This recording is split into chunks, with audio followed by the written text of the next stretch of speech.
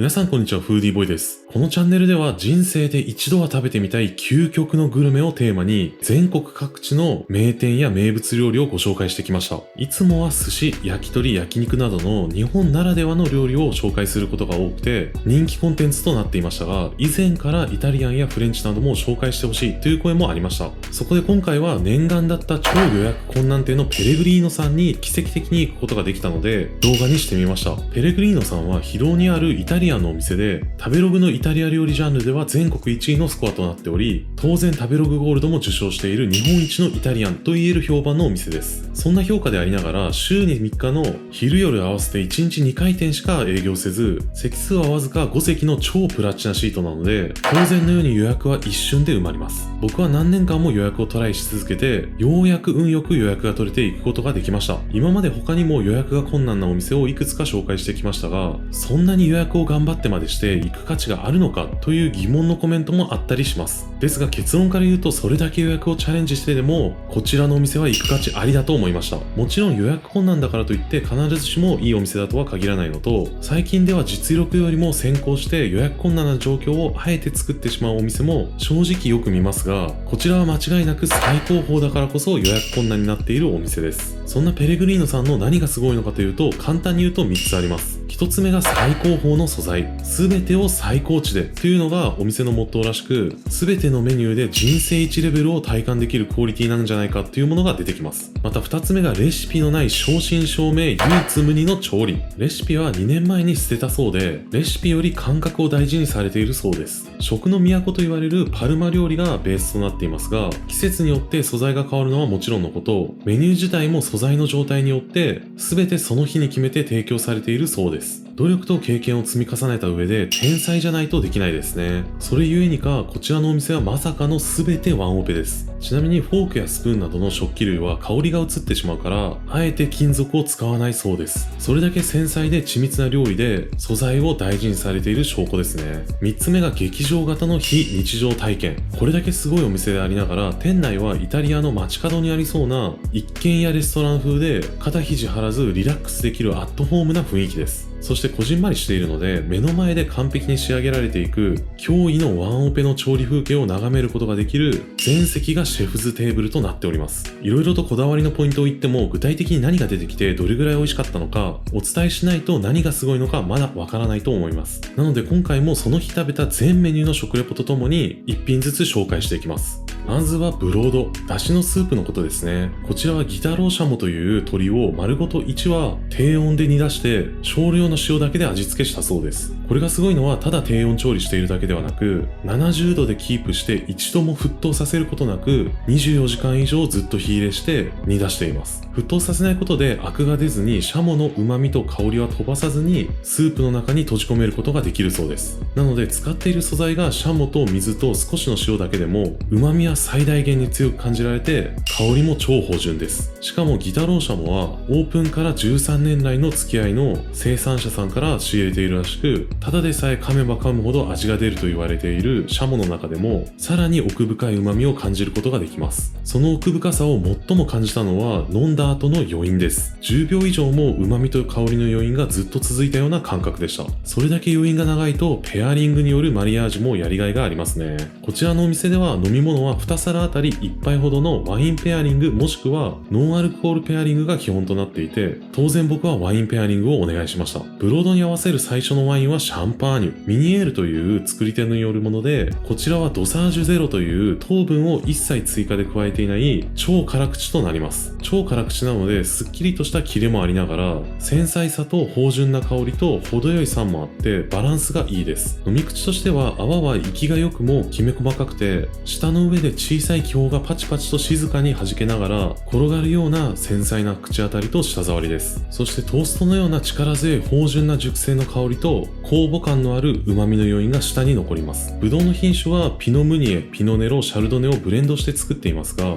どれも樹齢5、60年の古いブドウの木が主体だそうです。しかもノンヴィンテージという複数の収穫年のブドウを混ぜているものでも最低5、6年は熟成させるみたいで、この熟成の香りと旨味の強さには納得ですね。ちなみにみんなが知っているであろう高級シャンパーニュのドンペリなんかは最低8年熟成するので、こちらもなかなかです。スープという液体にワインという液体を合わせるという一見不思議なペアリングですが、旨味と香りがどちらも同じぐらい強くてどちらも繊細なので、ぶつかることなくシャンパーニュが後追いで乗っかってくるようなイメージです。次はしめ鯖とプンタレッラです。プンタレッラはこちらのサバの上に乗っている野菜のことです。カタローニャというチコリの一種と呼ばれるイタリア定番野菜の新芽のことをプンタレッラと言います。そしてこちらのプンタレッラは生野菜でシャキッとした食感とともに爽やかな青い味わいですが、静岡のわさびベースのドレッシングで和えてあり、サラダというよりサバの薬味としての役割を果たしています。サバは塩と酢で締めるというお寿司屋さんのような仕込みがされていますが、酸味がとてもまろやかで口や舌がキュッとなるような感覚は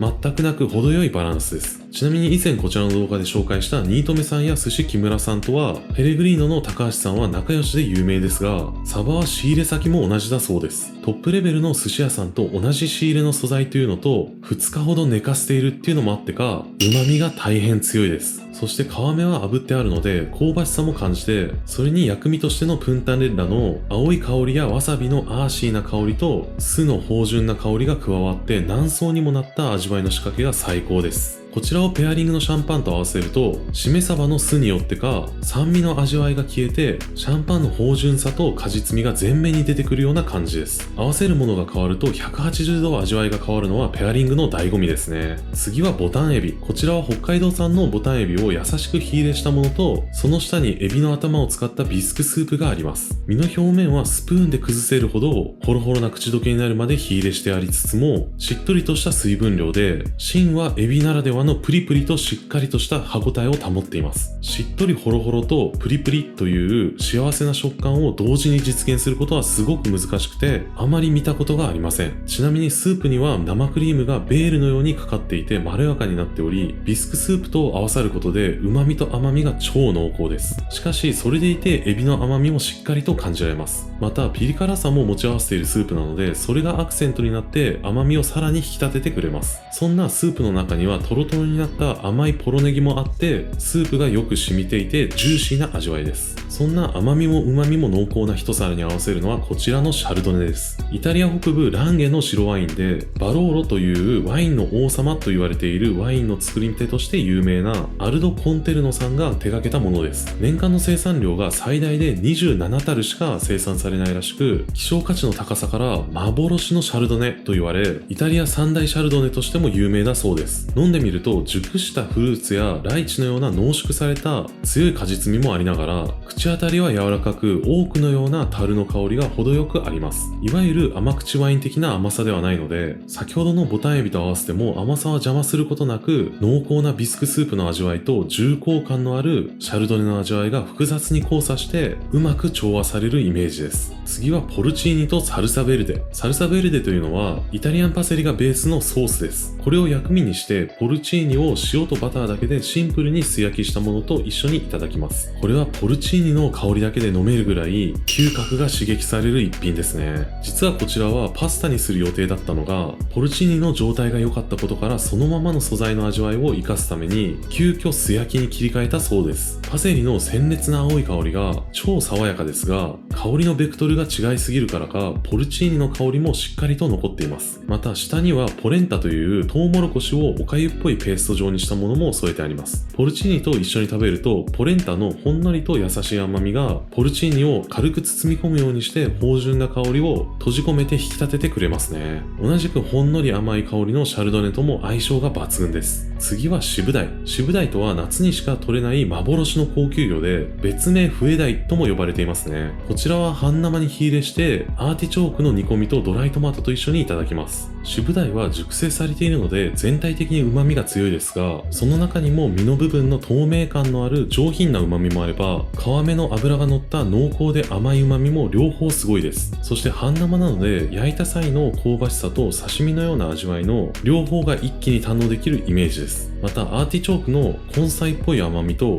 ドライトマトの酸味のある甘みとシブダイとの三位一体の組み合わせがそれぞれの旨味を増幅させるようで最高です。そんな渋鯛に合わせるのはこちらの白ワイン、グラブネルです。イタリア最高の白ワイン生産者とか、白ワインの歴史を変えたと言われるグラブネルさんが作る北イタリアのフリウリのオレンジワインです。農薬、化学肥料は一切使用しない自然農法の畑でブドウを作るそうで、要するにイタリアにおける自然派ワインの先駆者的な位置づけのようです。自然との調和を目指すことで、ブドウ、テロワール、ヴィンテージの個性が余すことなく表現されるワインが作れるそうです。そしてこちらのオレンジワインは赤ワインと同じく白ブドウの皮も使っているので、程よい渋みがあり、柑橘系の香りが濃縮されたようなアロマが漂います。飲んでみると柑橘系と共存していちごジャムっぽい果実味もあります。また熟成されたワインで感じやすい醤油のようなニュアンスも特徴的です。まるで渋鯛に醤油ベースのソースを付け加えるかのようなマリアージュですね。次は手打ちのタリアテッレ。タリアテッレというのは平べったいパスタ麺のことですね。こちらはなんとその場で手打ちにしてパスタの麺を作るところから見られます。粉打ちから始まり、実際に手で切っていくところまでお酒を飲みながら鑑賞することになるのですが、パスタに使うパルミジャーノチーズをその際の当てとして切り分けてくれるお気遣いもありがたいですね。またグルテンが固まってしまうので力をかけすぎないというのもコツの一つだそうです。この技術を目の前で見られる劇場型の体験はたまらないですね。そして今回は長谷川農園のブラウンマッシュルームのペーストを塩とオリーブオイルだけのソースとパスタを合わせて最後にパルミジャーノチーズをかけたものです。もちもちでパツパツの手打ち麺を噛めば噛むほどマッシュルームの香りとともに小麦の香りが感じられます。小麦のいい香りが感じられるのは最小限の調味料で仕上げて素材を生かした調理ならではですね。次は増田牛のヒレ。こちらは個人的に今回の MVP です。間違いなく人生一のヒレ肉でした。増田牛というのは霜降りが比較的少なく油の融点がすごく低いので口どけがよく滑らかであっさりとした油に仕上がるのが特徴だそうです。肉質が美味しかったのはもちろんですが、びっくりしたのは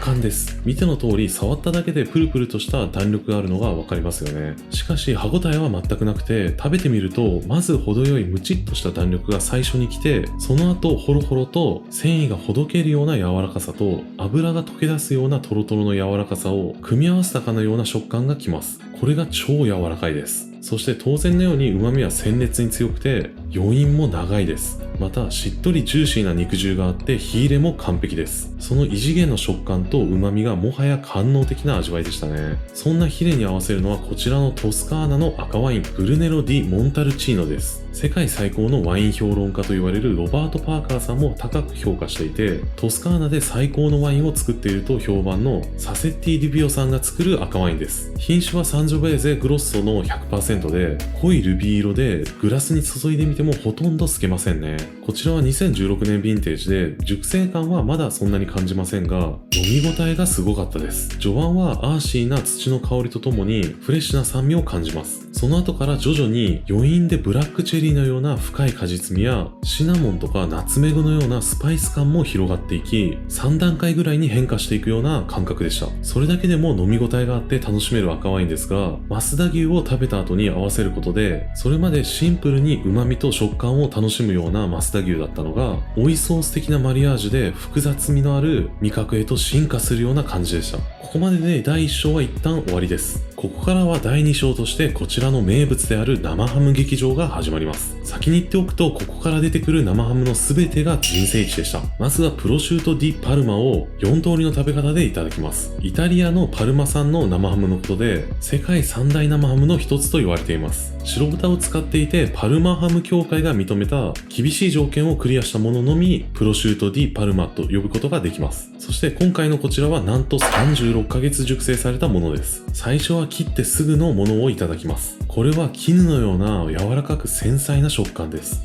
例えると綿あめのような口どけにふわっと油の旨味の余韻を楽しむような感じです。続いては少し手のひらで温めて時間が経ってからいただきます。これは先ほどとは違って肉の旨味が熱によってさらに強くなって塩味もしっかりと出てきました。これももちろん超薄切りなのでふわっと綿あめを下に置かれたかのような儚い食感と口どけは同じですね。違いは余韻に強い肉の旨味がずっと残るることだと思いました。全く同じものを食べているのに、タイミングだけでこれほど変わるのは正直驚きました。おそらく油が溶け出さないうちに食べるのか、油が溶け出してから食べるのかで、旨味の残り方が全然違うのだと思います。次は遠野4号という岩手のお米で作ったリゾットとともにいただきます。ちなみにこの遠野4号は、寿司木村さんのシャリと同じです。比較的固めに炊いていて、しっかり噛み締めることで、口の中で溶けていきながらも、シャリと混ざり合っていく味わいを楽しめます。これで寿司ですね。36ヶ月も熟成しているからか、旨味が力強くて、先ほどよりもさらに多めに濃厚な油の旨味も感じます。油が大量に溶け出すような口どけっていう意味では、大トロの握りのような感覚ですね。これを超える肉寿司はないでしょう。最後に揚げたてのパイ生地と一緒にいただきます。こちらのお店で昔から人気ナンバーワンの食べ方だそうで、トルタフリッタといって揚げパイにプロシュートをどっさり乗せるという現地で実際に食べられている方法です。目の前で油で生地を揚げて提供されるので、揚げたてのパイに切りたての生ハムという贅沢な組み合わせです。揚げたことによってメイラード反応のような香ばしさと小麦の香りがさらに加わって最高の食べ応えです。そんな生ハムに合わせるのはこちらのオルトレポパベーゼの赤ワイン。北イタリアにあるオルトレポパベーゼにて、こちらも自然派の作り手であるバルバカルロさんによって作られた1993年ヴィンテージの赤ワインです。自然派の作り手で、なおかつこれだけ古いヴィンテージのお酒となると、味がブレたり品質に不安材料がどうしても出てくるため、なんと同じヴィンテージのワインを3本も開けて、そのうちの美味しかった1本だけを提供してくれているそうです。何本か開けてみて味わってみないと、その瞬間まで品質がわからないという安定しないワインをリスク取ってまで開けてくれるのはありがたいですね。家飲みでは絶対にできない考え方です。見ての通り淡く濁ったルビー色と縁の琥珀色は長期熟成らしい色合いですね。酸味とタンニンは柔らかく丸みを帯びたような滑らかな味わいになっていて、ストロベリーやクランベリーのアロマとともに繊細な果実味を感じます。そして余韻の中には熟成らしい醤油やキノコのニュアンスも感じます。このデリケートな味わいは絹のように繊細な食感の生ハムと相性抜群ですね。そして生ハム劇場はまだまだ続きます。次にフランスハム。こちらも白豚で、今度はフランス産の18ヶ月熟成した生ハムを2通りでいただきます。まずはそのまま。先ほどよりも優しい味わいで華やかな甘みのある旨味をダイレクトに感じます。そして食感は同じくふわふわで、何か別のものを食べているかのようです。スーパーで売っている生ハムとかは一見同じぐらい薄く見えるかもしれませんが、割と噛み応えがあると思います。それがこちらは全然ないです。次はブッラータというみずみずしくてミルキーなチーズを豊水という千葉のブランド梨と生ハムでミニサンドイッチにして食べます。梨は皮をあえてつけたまま提供されているので、より香りが強くなっています。これは簡単に言うと生ハムメロンのような合わせ方ですね。梨のジューシーな甘みと対照的なハムの塩味と旨味がお互いに引き立て合うようなイメージです。その中にブッラータがあることによってクリーミーでまろやかに全体をまとめてくれるような感じです。食感としても絹のようなふわふわの生ハムにサクサクでジューシーな梨とプルプルでクリーミーなチーズの全く異なる組み合わせが心地よくて食べ応えも抜群です。次はサラミ。トスカーナの黒豚の背脂を含むいろいろな部位とウイキョウの種などを入れています。それを焼きたてのフォカッチャの上に乗せていただきます。フォカッチャは本来の定義に沿ってジャガイモをふんだんに混ぜ込んでいるそうです。実はジャガイモが入っていないと正確にはフォカッチャと呼べないのだそうです。そしてジャガイモは北海道の雪の下で2年熟成したインカの目覚めと呼ばれる品種を小麦に対して通常量の2倍も入れているそうです。パンは全体的にもちもちしていて、その中にホクホクなジャガイモの食感とふわふわでシルキーなサラミが合わさっているので心地いい食感になっています。またインカの目覚めの強い甘みとサラミの塩味と油が組み合わさった悪魔的な味わいがあります。そして本日の最後の生ハムはイタリア産で最高級と言われているクラテッロが2通り出てきます。クラテッロは生ハムの王様や幻の生ハムとも言われています。普通の生ハムは後ろ足を丸ごと1本使いますが、クラテッロはその中でも柔らかいお尻に近い最上の部位のみを使用します。クラテッロが生産されるジベロ村っていうところでは1本丸ごとだと大きすぎてうまく熟成できないからそうなっているみたいですね。ちなみに生ハムの原木という塊状のものを見ると漫画肉みたいでいいなとか、薄切りにしているのはケチくさい、それなら大量に生ハムが取れるじゃじゃないかみたいに思う人もいるかもしれません。ですがそういうわけではなく、いい生ハムを提供しようとするほど処分する場所が多いそうで、実際に使われるのは中心部分のごく限られた部分になっちゃうみたいです。しかもそもそも普通の生ハムでも湿気や気温がごく限られた条件の下でないと作られないので、生産が不安定で希少となります。そしてクラテンロは失敗する確率がさらに高いらしく、熟成の過程で虫食いが少しでもあれば塊ごと全て捨てることになるようです。そんな生ハムを最高級のもので最高の状態で安定して提供できるペレグリーノさんは改めてすごいですね。1種類目はクラテンロの名産であるジベンロ村と同じ食べ方でピエモンテの発酵バターと一緒にいただきます。クラテンロ自体は塩味は控えめで奥深い甘みがあって旨味の余韻が長いです。そして引き締まった赤身部分に油分で保管するかのようなバターとの相性も抜群です。またパンは自家製の全粒粉でフォカッチャと同じく来店時間に合わせて焼き上げているので、出来たてで香ばしさと酵母の旨味も感じます。バターの発酵と生ハムの熟成によるナッツのようなコクがパンの酵母の旨味ともよく合います。これは発酵と熟成を組み合わせた